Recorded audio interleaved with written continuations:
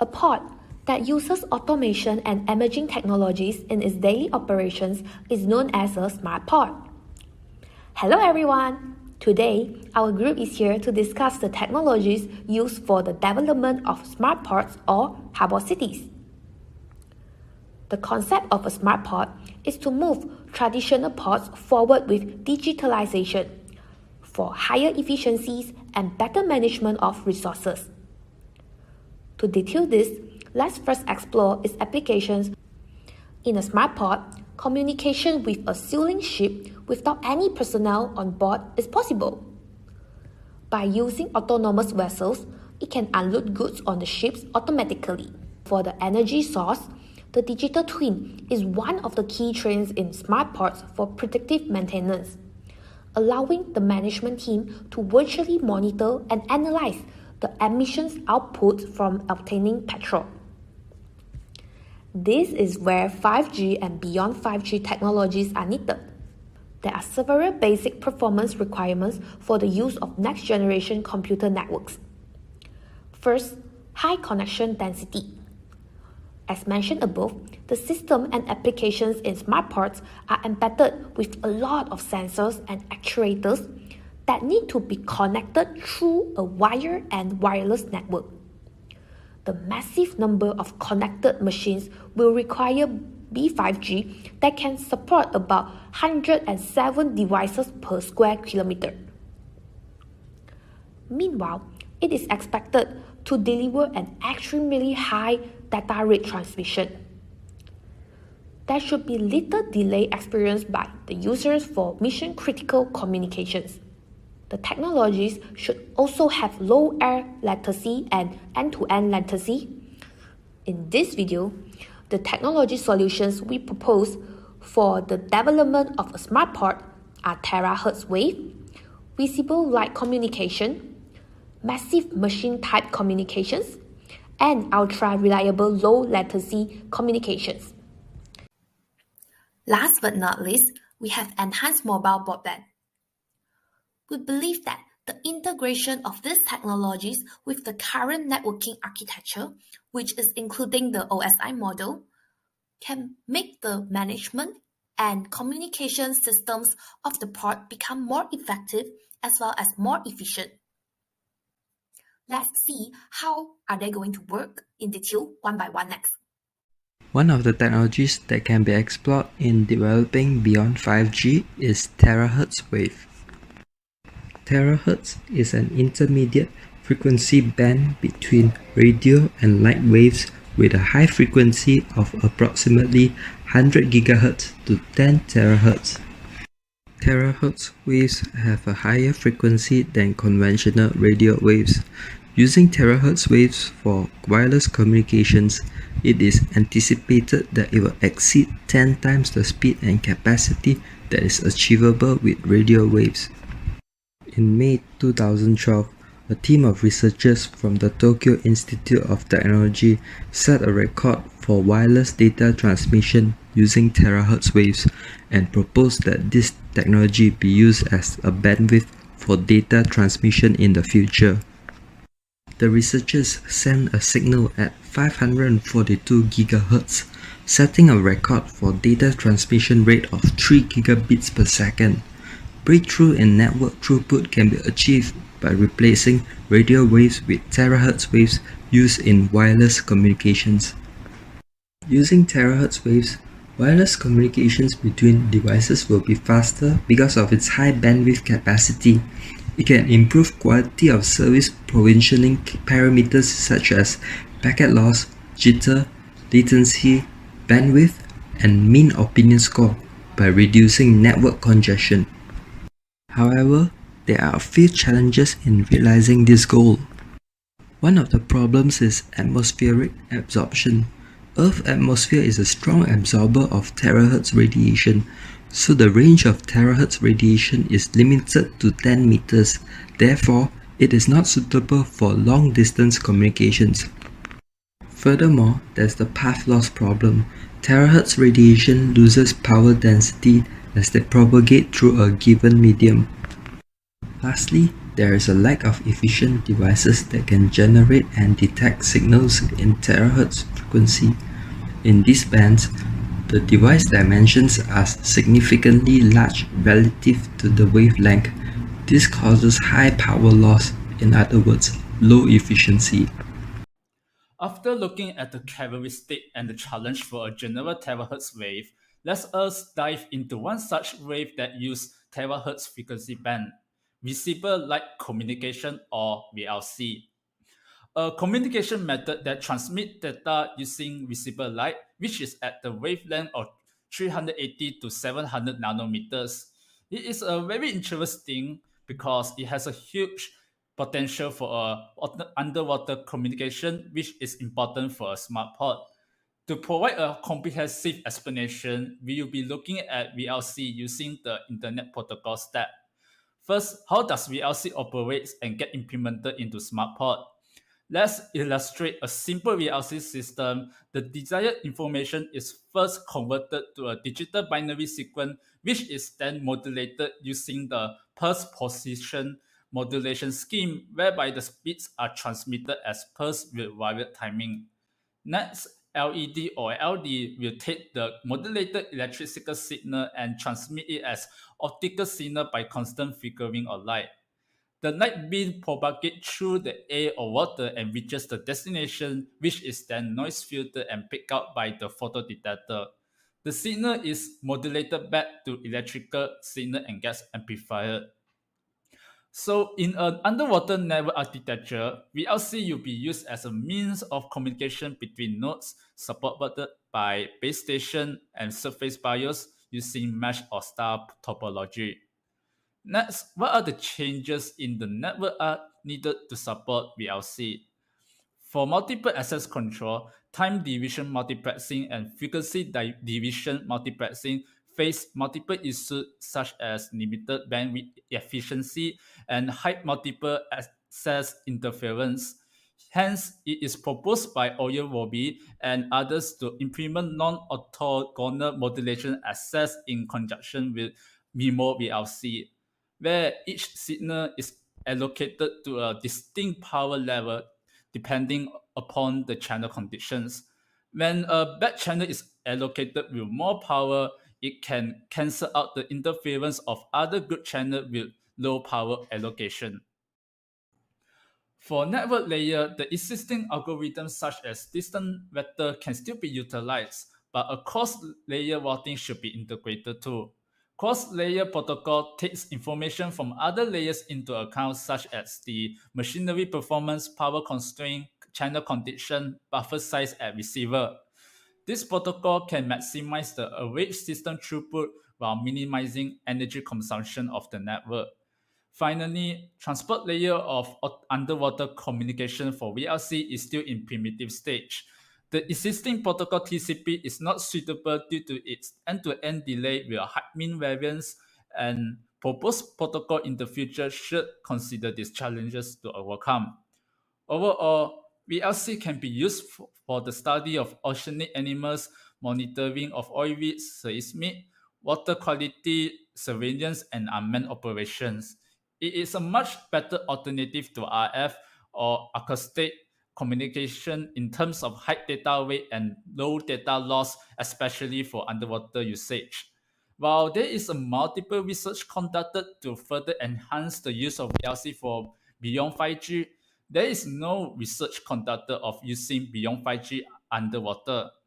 Our group firmly believes that the idea of using beyond 5G underwater is not impossible by integrating the VLC technology, and research should be conducted on this topic in order to realize the fruition of SmartPod. Good morning everyone. Today, Ira and I will be presenting about EMBB, Enhanced Mobile Broadband, URLC Ultra Reliable Low Latency Communication, MMTC, Massive Machine Type Communication.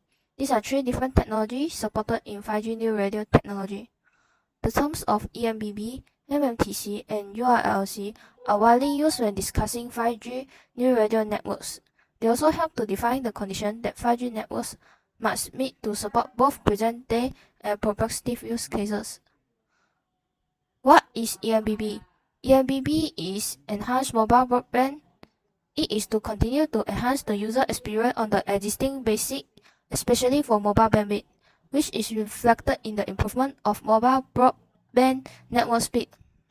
EMBB also corresponds to the large flow mobile broadband service, which pursues the ultimate communication experience between people, including 3D or UHD video, live broadcast and sharing anytime and anywhere, virtual reality, cloud access anytime and anywhere, high-speed mobile internet and other large flow mobile broadband service.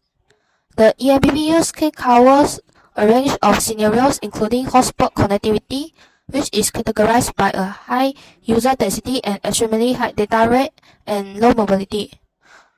Next is wide area coverage, where the user density and data rates are lower, but the mobility is higher.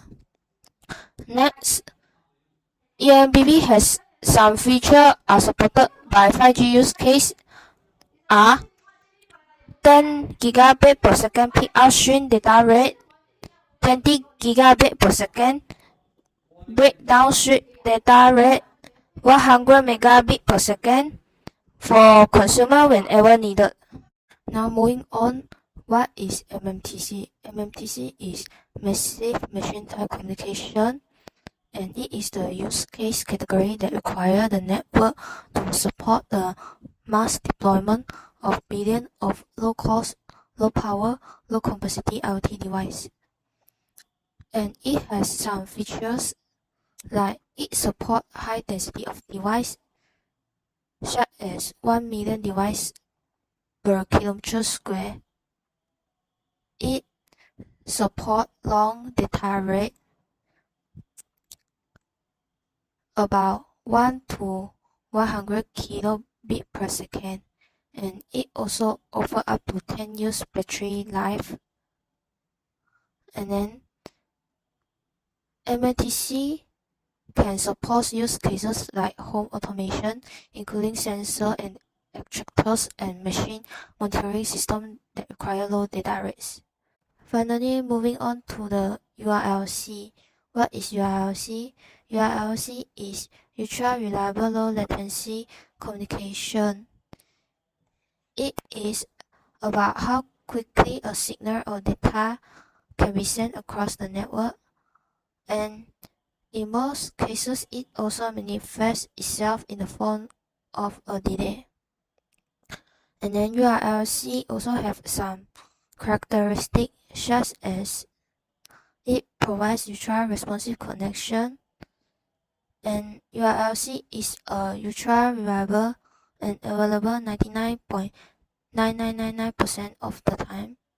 It also provides low to medium data rates, about 50 kilobit per second to 10 megabit per second. It also offers high speed mobility.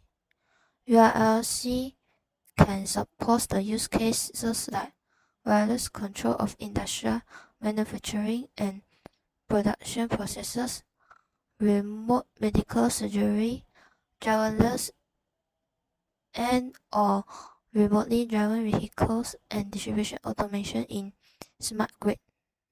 These two graphs provide a summary of some of the applications targeted by 5G and the EMBB, MMTC, and URLCC relationship. As you can see, these three technology can be implemented in smart port and smart city.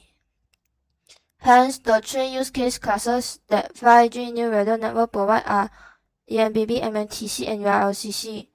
The use cases that require high-speed data, widespread deployment of connected device, and highly reliable communication with low latency are represented by EMBB, MMTC, and URLCC. Now, we know that these three technologies are the backbone to achieve a smart city. I will talk about the networking aspects of these technologies. Before going into the possible changes in OSI models, let's see the standard requirements set in IMT 2020 for 5G. As you see, this is all the standards stated in IMT 2020. Now, we can identify how each technology works for this requirement. EMBB has high bandwidth internet access with a wireless connection, and it enables 30 bits per second for every hertz of the spectrum. While the URLLC key feature is the low latency part. It is developed to be used with time-sensitive networking to provide latency as low as 1 millisecond. Then, MMTC is a service that aims to provide a scalable long range of low data rate connectivity with a massive amount of devices. Both MMTC and URLLC are developed together for industrial Internet of Things communication. This is an example of the architecture of a smart home environment. Thus, there is a need for a different set of technologies designed to serve human-centric communication. We will look into the changes that might be applied to the OSI model. In the first physical layer, regarding the EMBB, the physical deployment of well-known EPC network elements such as MME, SGW, PGW on a 4G long-term evolution network are now replaced by visualization and software to increase core network flexibility. Regarding the MTC, compressed sensing-based multi-user detection (CSMUD) is one of the approaches for MMTC, which require a higher algorithmic complexity at the base station compared to the simple receiver that is often employed in scheduled systems. CS algorithms require refinement to incorporate physical layer assumption with non-orthogonal medium access schemes. Thus, the outcome will be less frequent and shorter transmission preserved energy that enables long signaling overhead MSC protocols for energy-efficient MTC devices, which means enabling their long battery life. Then, move into the access layer within the data link layer. MMTC focuses on the uplink communication of a massive number of low-rate devices instead of the high-rate downlink for human-type communication in 4G.